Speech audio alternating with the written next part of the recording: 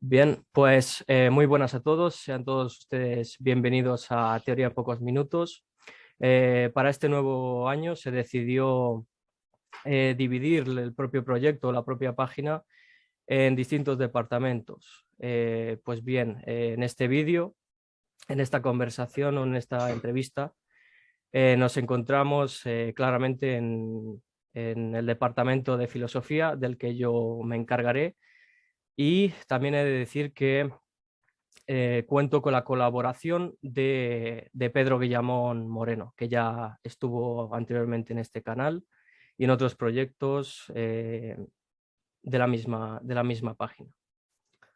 El propósito de este departamento será el de invitar a distintos personajes conocidos y reconocidos en la materia de la disciplina filosófica o del saber filosófico y realizar distintos vídeos proponiendo distintos problemas o distintas cuestiones que ellos tratarán de resolver. En esta primera clase, o bueno, clase entrevista, nos encontramos con, decidimos invitar al doctor Daniel Schigel. Muy buenas, doctor, ¿cómo se encuentra? Bien, bien, soportando el calor del hemisferio sur, pero bueno, nos la arreglamos con el aire acondicionado. Bien, me alegro mucho. Voy a proceder a realizar una breve presentación de su persona, aunque ya ha estado anteriormente en el canal, pero como es la primera vez que nos conocemos, pues creo conveniente realizarla. Bien, Daniel Omar Schigel es doctor en filosofía por la Universidad de Buenos Aires y profesor universitario y magíster en psicoanálisis por la Universidad John F. Kennedy. Es autor de más de 20 libros de filosofía fenomenológica y de epistemología y es profesor desde hace más de 14 años en los que ha impartido clases como profesor titular en filosofía, en lógica, en antropología filosófica, en bioética, en deontología de la profesión docente y desarrollo de las corrientes psicológicas. Es además un experto en Husserl, en el que basó su tesis de doctorado, y también en la figura de Lacan, sobre quien hizo su tesis de magisterio. En cuanto a las obras, como hemos dicho, superan las 20. Hemos creído conveniente elegir unas cuantas y nombrarlas. Entre ellas hemos elegido Filosofando la matemática y Matematizando la filosofía, publicado en la editorial Plus Ultra en el año 1989. El objeto ausente, interpretaciones del Noema, ediciones Virgilio, publicado en 2007. El código científico, ¿por qué la física funciona?, en la editorial Aleph en el año 2009. Y elogio de Mario Bunge, el último de los iluministas, seguido de un elogio del psicoanálisis, en la editorial también Aleph en el 2012. Y tiene otros libros en colaboración con la doctora Mirta Elena Grimaldi, titulada la obra El logos de la vida, diálogos filosóficos acerca de la biología molecular, también de nuevo editada en la editorial Aleph en el año 2008. Recientemente, aunque salió el año pasado, ha salido al mercado, en Amazon en concreto, el libro de ensayos críticos sobre el progresismo, en el que participó también el doctor Schigel. De hecho, el primer artículo es el suyo, en teoría en pocos minutos. Y como digo, pues salió, creo, si no me equivoco, en el 4 de enero de 2022. Y su artículo en concreto se titula El progresismo, teoría y práctica. Y uno de sus libros también en colaboración con Alejandro Segura Chávez, La cientificidad del psicoanálisis, respuesta definitiva a Sokal y a Bunge, editado, si no me equivoco, usted me corregirá, en el 2020. Y bueno, pues hecha ya la presentación, podríamos entrar de lleno en esta primera, en lo que son las cuestiones. Como hemos dicho, nos pareció buena idea, teniendo en cuenta que es el primer vídeo o la primera entrevista, realizar una especie de clase introductoria al propio saber filosófico. Y realizaremos pues 5 preguntas básicas, pero no por ello fáciles de responder o menos complejas. Teniendo en cuenta esto, pues le realizaré la primera pregunta. Sabemos que la filosofía vendría a ser un saber que siempre está rondando sobre sí mismo, preguntándose sobre sí mismo, intentando ofrecerse a sí mismo, reflexionando sobre su propio concepto. En este sentido, yo le preguntaría por qué es la filosofía o cómo definiría usted la filosofía y si existe solamente una filosofía en sentido unívoco o si existen varias. Sí, es una excelente pregunta. En realidad, cuando damos clases en la universidad, tendemos a contar la vieja anécdota, ¿no? de quién fundó, inició la palabra, ¿no? Que inventó la palabra filosofía, que según dicen fue Pitágoras, ¿no? Cuando fue invitado por un tirano de Siracusa, un banquete, y le consultó sobre su trabajo porque en realidad no hacía nada conocido, ¿no? Sí tenía influencias en la política, pero hacía reuniones secretas donde debatía de distintos temas relacionados sobre todo con la matemática, la estructura del universo y demás, ¿no? Entonces, como no existía una profesión propia, Pitágoras inventa el concepto de filosofía. Él dice, yo soy filósofo, ¿no? O sea, amante de la sabiduría, ¿no? Que es lo que significa. O más bien amigo, ¿no? Porque filé tiene que ver con el concepto de amistad, más que amor, más que eros, ¿no? Así que sería como un amigo, alguien que acompaña al saber y lo desea y lo busca, pero porque no lo tiene y nunca lo tendrá en vida, ¿no? Entonces, él decía que solo los dioses pueden ser sabios, ¿no? Porque solo los dioses pueden conocer la verdad. El hombre, el ser humano, como ser en falta, como ser limitado, solo puede aspirar a la sabiduría, pero nunca alcanzarla por completo. Así que ya de entrada la filosofía tiene esta característica tan particular de definirse como imposible, ¿no? O sea, de establecer que su objeto, que sería algo así como lo absoluto, el saber total sobre todas las cosas, es imposible, es inalcanzable. Y sin embargo intenta buscarlo, ¿no? Porque justamente se busca lo que no se tiene. Aunque uno sepa que va a fracasar, lo intenta igual. Entonces, toda la historia de la filosofía puede ser considerada como una historia de fracasos, ¿no? De intentos fracasados por alcanzar ese saber total que es imposible de alcanzar, ¿no? Así que yo empezaría por ahí, ¿no? Pensando la filosofía como esa búsqueda de la verdad, del saber total, que es imposible. Después está el tema de que no tiene objeto propio, ¿no? Siempre se ocupa de cosas que también le interesan a otras disciplinas, particularmente a las disciplinas científicas o a distintos tipos de prácticas como la política, ¿no? O sea que no se ocupa más que de sí misma y de aquello que le puede ser dado como objeto por otras disciplinas. Es permanente curiosidad y duda, ¿no? Entonces, si algo caracteriza a la filosofía es la imposibilidad de la certeza. Aunque cada filósofo tiene su filosofía, ¿no? Obviamente, y cada filósofo ha considerado que ha alcanzado su verdad. Incluso Hegel pensó que alcanzó la verdad absoluta, ¿no? Pero siempre queda la duda, ¿no? La sensación de que es insuficiente e incompleta, ¿no? Por eso la remisión a la vieja frase de Sócrates, solo sé que no sé nada, ¿no? Por ahí habría que empezar, ¿no? Empezar por dudar del propio conocimiento y tomar distancia respecto de los saberes hegemónicos que generalmente se consideran como el ejemplo claro de lo que es la verdad, ¿no? La filosofía básicamente es ese dos tipos de preguntas, ¿qué es y por qué? ¿No? La pregunta por el qué es la pregunta por la esencia, y eso delimita las distintas disciplinas filosóficas. ¿Qué es la belleza? Sería el objeto de la estética. ¿Qué es el bien? Sería el objeto de la ética. ¿Qué es el ser? Sería el objeto de la ontología, y así sucesivamente, ¿no?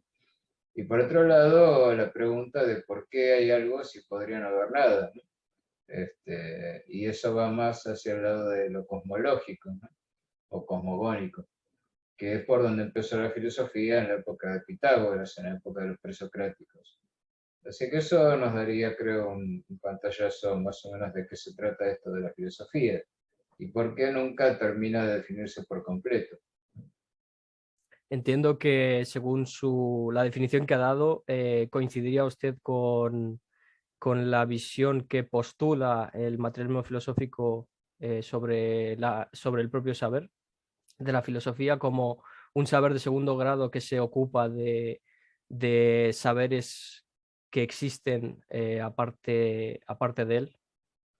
Sí, sí, por supuesto, en eso estoy de acuerdo, y no solo el materialismo filosófico el que ha sostenido eso, aunque lo ha hecho muy bien, también, por ejemplo, podemos aludir a Alain Badiou, quien en su libro Condiciones habla de las condiciones para la filosofía, que serían objetos que le son dados por otras disciplinas, ¿no? Como, por ejemplo, cosas como el amor, que él dice que es el objeto del psicoanálisis y demás, pero no tendría objeto propio, ¿no? Pues muy bien, muy clara su respuesta y, bueno, y muy concisa.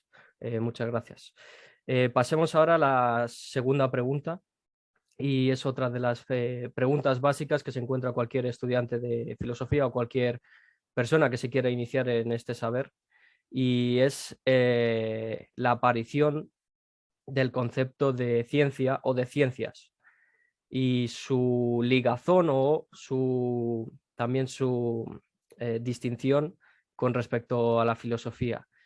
¿Cómo definiría usted la ciencia o las ciencias, es decir, en sentido no unívoco, y cómo la ligaría con la filosofía? Bueno, es muy común decir que la filosofía ha sido la madre de todas las ciencias, ¿no? Porque hasta cierta época, lo que hoy en día llamamos ciencias eran disciplinas filosóficas. Después se fueron independizando a medida que lograron cierto cierre categorial, ¿no? Para decirlo en términos de materialismo filosófico, que le da una consistencia interna que hace que constituyan saberes hasta cierto punto cerrados unos respecto de los otros, ¿no? Algunos han logrado esa consolidación del paradigma único, otros no, pero podríamos decir que originalmente las ciencias han sido filosofías, filosofías exitosas, ¿no? Hay que pensar, por ejemplo, en el libro fundador de la física de Newton, se llama Principios de la filosofía de la naturaleza, ¿no? Con lo cual él mismo muestra que lo suyo era filosofía. Lo que pasa es que es una filosofía matematizada que ha sido exitosa en la predicción de fenómenos y en esta manera sintética de dar cuenta de una serie de fenómenos múltiples.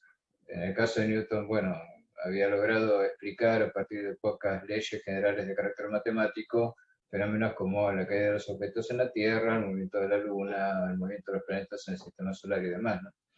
Así que podemos decir que las ciencias en general han sido filosofías exitosas, ¿no? Porque todas parten de ciertos supuestos ontológicos y metodológicos y los aplican al análisis de determinados objetos, que están más o menos bien delimitados, ¿sí? La filosofía tiene esta tendencia a salirse de territorio, o sea, no le alcanza con el saber de una ciencia en particular, entonces siempre sigue investigando, explorando y poniendo en duda y mirando desde afuera y cuestionando también la metodología de la ciencia o su objeto de conocimiento, cosa que la ciencia no hace porque ya lo da por sentado, ¿no? Como parte de su marco teórico, de su paradigma. Con lo cual yo diría que es una relación conflictiva, ¿no? Es una relación de desprendimiento histórico. Al mismo tiempo, la filosofía ha mantenido su distancia respecto de la ciencia y la analiza desde afuera con cierta ventaja, podríamos decir, ¿no? De no adscribir a una posición determinada, ¿no? Pudiendo aceptar o criticar los contenidos que la ciencia va desarrollando a lo largo del tiempo. La ciencia, por supuesto, tiene un objeto, tiene un método, tiene un paradigma, recorta la realidad. Podemos decir que cada ciencia hace como una especie de topología, ¿no? Si entendemos el concepto de topos como lugar, ¿no? Como si el mundo que nos rodea estuviera formado por determinadas clases de cosas y de alguna clase de cosas se ocupa determinada ciencia tratando de dar cuenta de qué son y cómo funcionan, ¿no? Entonces, cada ciencia tiene su propio objeto. Hay igual en las ciencias una tendencia a querer ir más allá y lograr un saber total, ¿no? Con lo cual trata la ciencia también de competir con su madre, la filosofía, y darle la certeza que la filosofía dice que es imposible alcanzar, ¿no? Así que a veces se entra en cierto conflicto, por ejemplo, en el ámbito de la cosmología, donde se pretende dar una teoría de todo. Una teoría de todo, supuestamente, desde la física, daría fin a la necesidad de una filosofía, ¿no? Porque lograría ese saber total que Hegel en algún momento creyó que era posible, el saber absoluto. Ahora, hoy en día, la ciencia pretende llevarlo a término, ¿no? Pero siempre la ciencia está como en la inminencia de haber logrado terminar, ¿no? Hay que pensar que a fines del siglo XIX decían que faltaban pocos temas que abordar y que ya estaba casi todo resuelto, ¿no? Con Newton más o menos explicábamos el cosmos, con Maxwell explicábamos las fuerzas electromagnéticas y de golpe apareció todo este fenómeno de la radioactividad y aparece la mecánica cuántica y aparece la relatividad cuestionando a Newton y bueno, se vio que ese final era un nuevo comienzo, ¿no? Así que cada vez que la ciencia dice ya hemos alcanzado el límite del conocimiento total, parece que algo se le escapa, algo del orden del acontecimiento, ¿no? Algo surge que hace que tenga que repensarse, ¿no? Y cuando se repiensa, ahí vuelve a la filosofía a buscar conceptos nuevos para poder aplicarlos a nuevos objetos. Así que me parece que la relación es una relación muy compleja. Llevaría mucho tiempo analizarla con detalle. Y después está el tema de la pseudociencia, que es otro tema que tiene que ver con lo que está ahí captando, de alguna manera, los saberes que la ciencia va abandonando y tratando de plantearlos como maneras de entender que son válidas y que pueden dar algún tipo de explicación del sentido del mundo y que va hacia lo práctico, hacia lo que se llama lo espiritual, ¿no? Por así decir, en general, pero bueno, sería entrar ya en temas que nos desviarían mucho de la pregunta, ¿no? Si queremos abordar este concepto. Bien, pues justamente lo que acaba de decir usted, es decir, las propias limitaciones de las distintas ciencias con sus distintos objetos que se encarga de estudiar, me da pie usted a realizar la tercera pregunta. Y es la del estado actual de la filosofía. Es decir, actualmente se utiliza en los medios de comunicación y sobre todo de la televisión, diariamente se utiliza este término, este concepto, esta palabra de manera unívoca, como es la ciencia, y se utiliza de manera dogmática. De hecho, algunos incluso hablan de que yo creo en la ciencia. Habla de ciencia como si fuese una creencia. En ese sentido, quería preguntarle por el estado actual en el que se encuentra la filosofía, es decir, ha sido rebasada la filosofía como saber por las ciencias, o más bien por el contrario, la filosofía es totalmente actual y estos fundamentalistas científicos, por así llamarlo, por así denominarlos, están realizando filosofía sin saberlo. Es una excelente pregunta.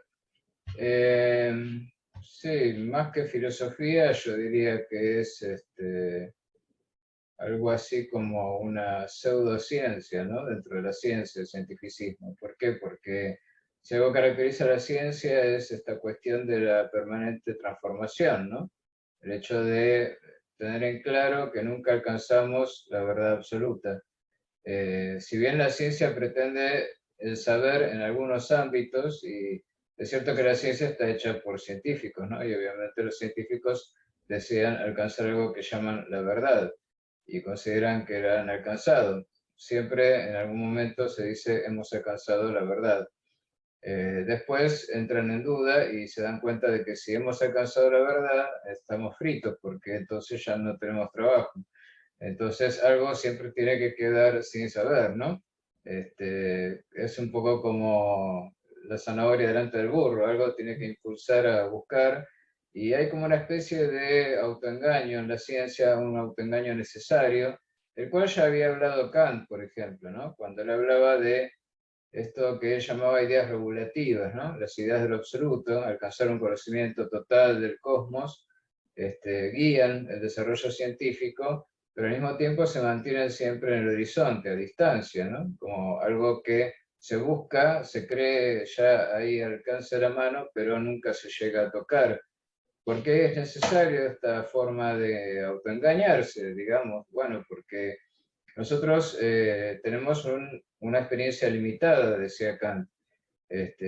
Utilizamos categorías de nuestro entendimiento para poder dar coherencia a esa experiencia limitada que tenemos del mundo, que cada vez se va acrecentando más y más a medida que nuestros instrumentos de observación se van perfeccionando.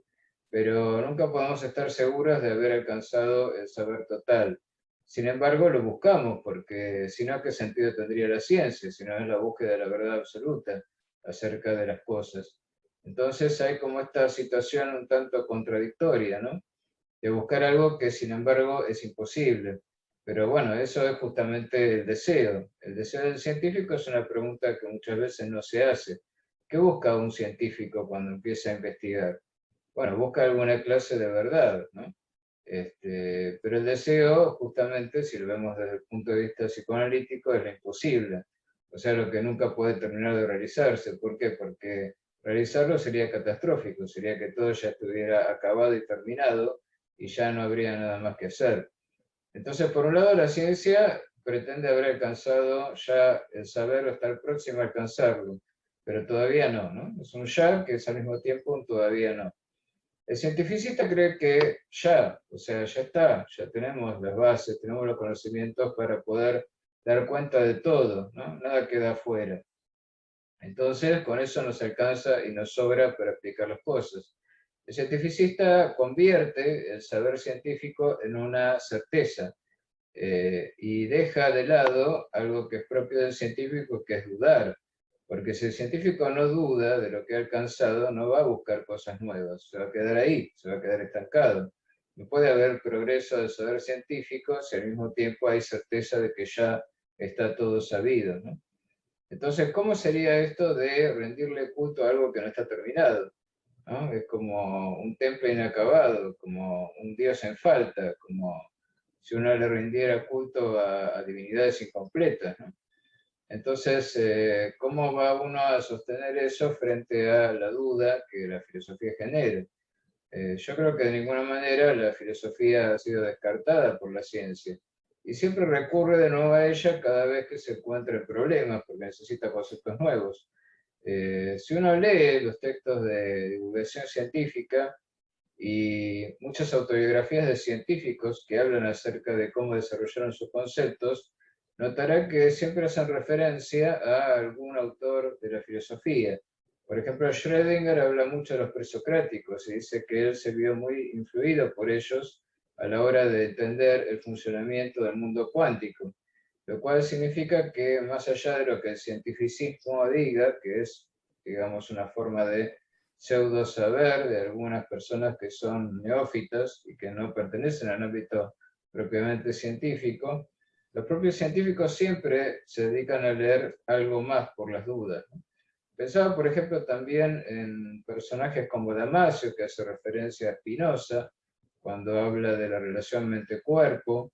En fin, cada científico que ha descubierto algo en el ámbito de la neurociencia o de la física o de la química inclusive, ha remitido algunas cosas que ha leído por ahí en determinado filósofo, ¿no? Ha tomado conceptos que le han servido para aplicar a un ámbito desconocido hasta el momento.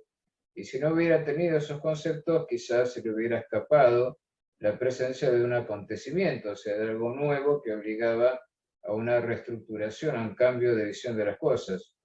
Einstein mismo, por ejemplo, hace referencia al físico Mach, ¿no? Que dudaba de las fórmulas de Newton y de la concepción que tenía de las cosas absolutas. Y gracias a esa duda pudo desarrollar su proceso de cambio de la física. Y así con todos los demás que han hecho revoluciones en el ámbito de la ciencia. Así que la filosofía siempre es como un tesoro de conceptos, algo así como una caja de herramientas, como decía Deleuze, que nos da conceptos que a los científicos les son útiles a la hora de enfrentarse a eso que generalmente llamamos anomalías, ¿no? Eso que no encaja dentro de lo que la física o la biología o cualquier disciplina científica hasta el momento no ha sabido explicar.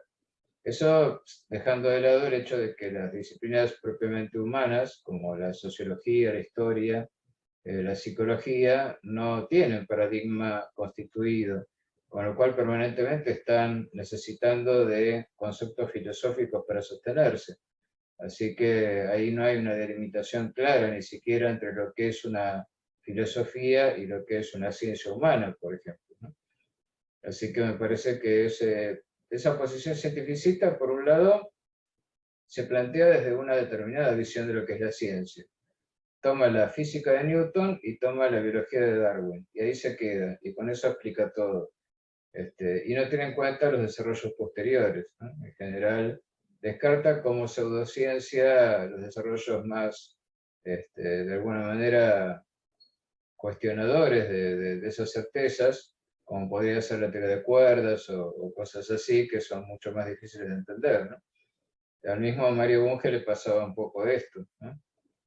Siendo físico él, siendo físico de formación, rechazaba como no científicas cosas que la ciencia acepta como científicas, solo porque no encajaban dentro de su concepción cientificista de lo que debe ser un saber científico, ¿no?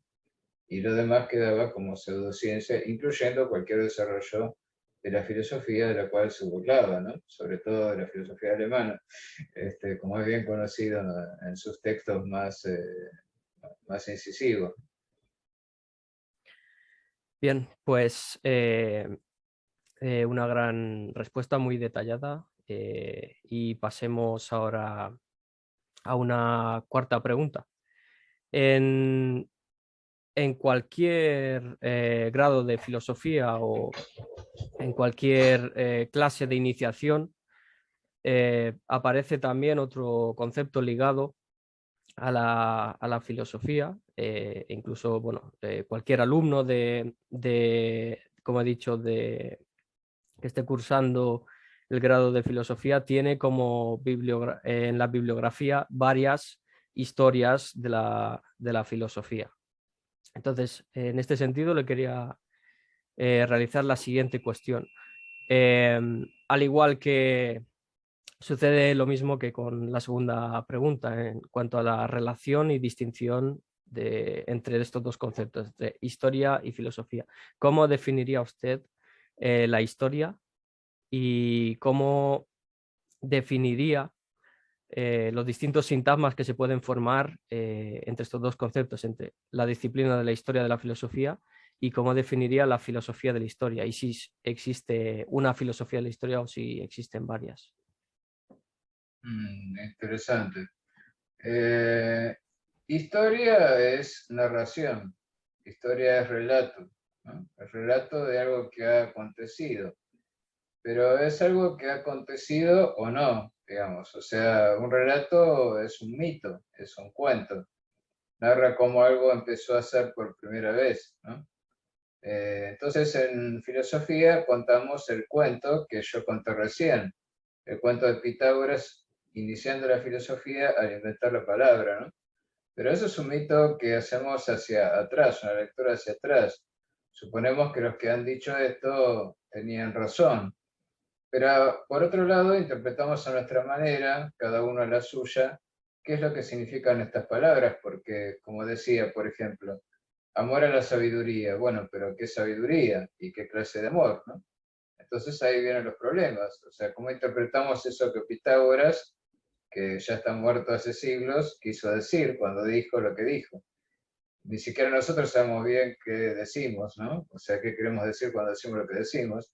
Mucho menos podemos saberlo con respecto a personajes que son casi míticos, ¿no? Porque también se le atribuía a Pitágoras el hecho de ser mago y cosas así.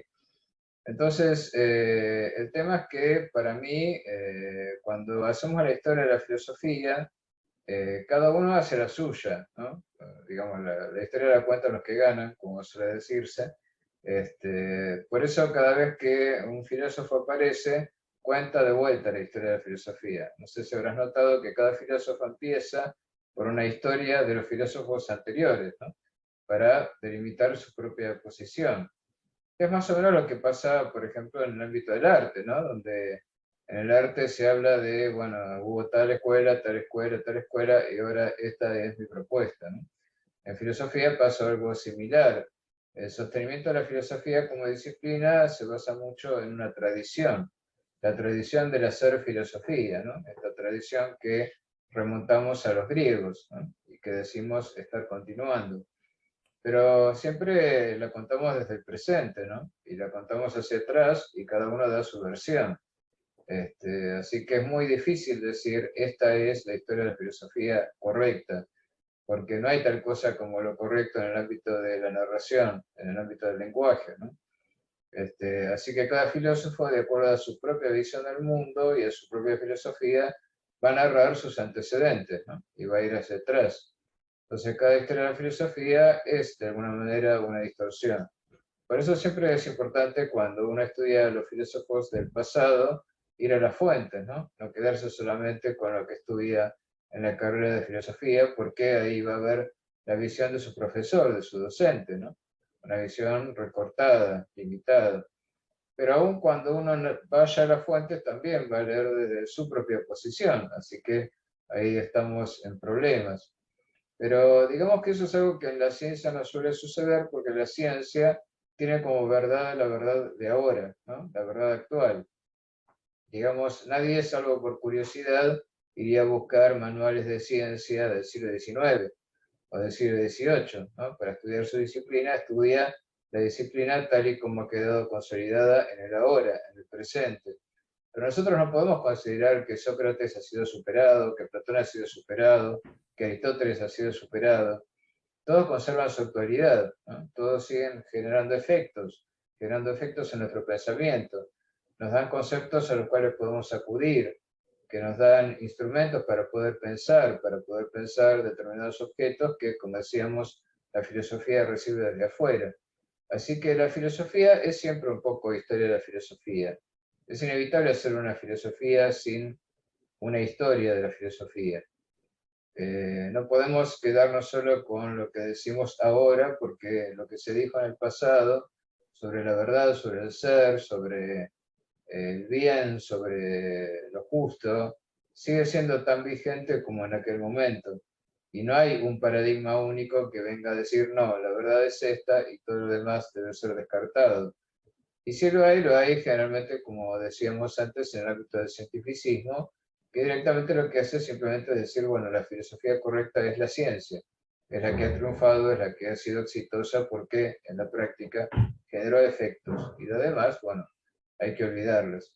Cosa que yo no creo, ¿no? Yo creo que siempre hay que volver a leer a los grandes filósofos de la historia, porque siempre tienen algo que enseñarnos, ¿no?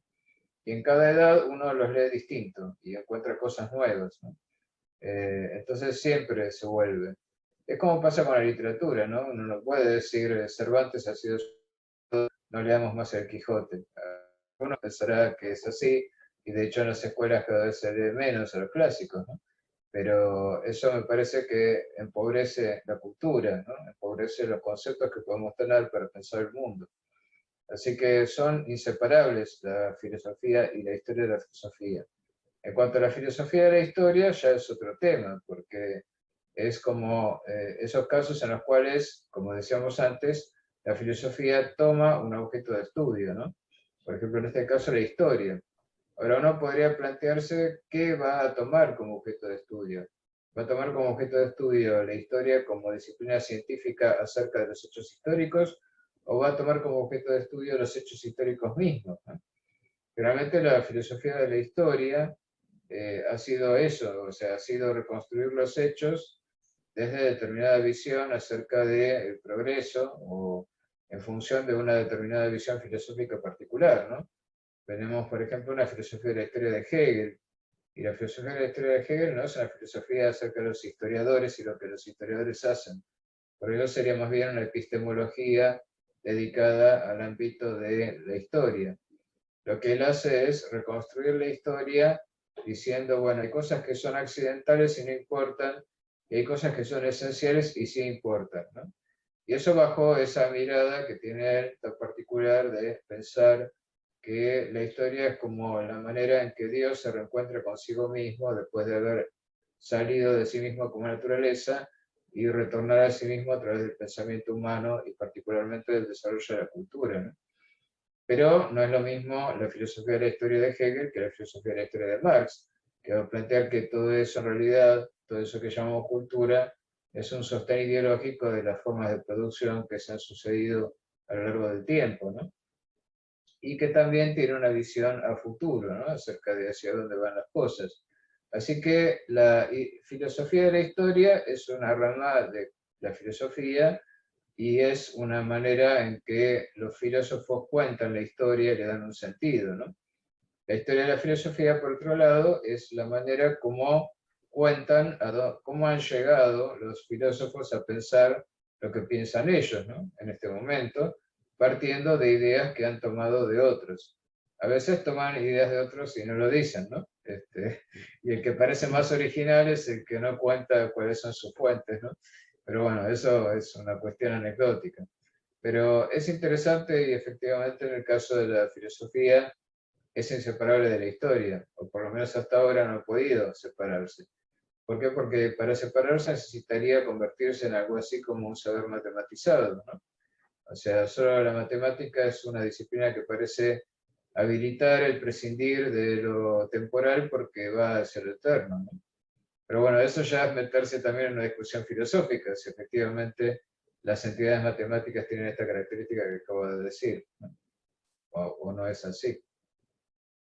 Sí, efectivamente, enlazando con lo primero que ha dicho sobre las distintas historias de la filosofía o cómo cuentan los distintos filósofos o cómo escriben o tratan esa disciplina, me recuerda, bueno, a las que yo estoy manejando actualmente, que son la historia de la filosofía de Guillermo Fraile y la de Coplestone. Es decir, ellos se definen, toman partido, por así decirlo, y ellos dicen que intentan tratar a los distintos filósofos cronológicamente de forma objetiva, pero que ellos parten pues, de la, si no me equivoco, de la escuela realista, la de Santo Tomás y Aristóteles.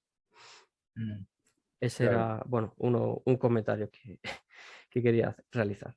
Y Al bueno, menos son sinceros. sí, Al bueno, menos son sinceros al mencionar desde qué óptica, ¿no? O con qué anteojos ven esa historia, ¿no? Cosa que no siempre pasa. Muchas veces en las manuales de filosofía que se enseñan en el secundario, por ejemplo, en la preparatoria, no dicen qué posición toman, ¿no? Simplemente narran, ¿no? Narran su historia. Pero bueno, siempre hay una posición detrás. sí, de alguna, de algún lado hay que partir, por así decirlo. Así es. Y bueno, pues ya estamos bueno, en el final de esta entrevista y me gustaría hacerle una última pregunta en relación con el sentido de la vida. Seguramente debido a la finitud del hombre y a que tiene que enfrentar el hecho innegable de la muerte, es decir, del posible vacío al que tendrá que enfrentarse algún día. Y de esta manera podríamos llamarlo incluso una pregunta filosófica en sentido vulgar, no de manera peyorativa, sino en sentido de que todos somos filósofos, como decía Gustavo Bueno, aunque fuésemos malos filósofos, filósofos en sentido vulgar, y todos realizamos algunas preguntas, nos realizamos a nosotros mismos en relación con los demás, unas preguntas para intentar resolver los problemas diarios. Entonces, a mí me gustaría preguntarle por el sentido de la vida. ¿Existe solamente un sentido? Al igual que las otras preguntas, nos volvemos a enfrentar a ese problema de la univocidad. Eso es complejo porque primero habría que definir qué entendemos por sentido y qué entendemos por vida y entonces juntar las dos cosas, porque uno dice, bueno, en un vector es claro que hay dirección y sentido, ¿no? Una dirección, un plano determinado y un sentido, o sea, hacia dónde va, para allá o para allá. Cuando aplicamos una fuerza, vamos hacia algún lado, ¿no? Así que el sentido de la vida en general se toma como que es algo que hay que ir construyendo, ¿no?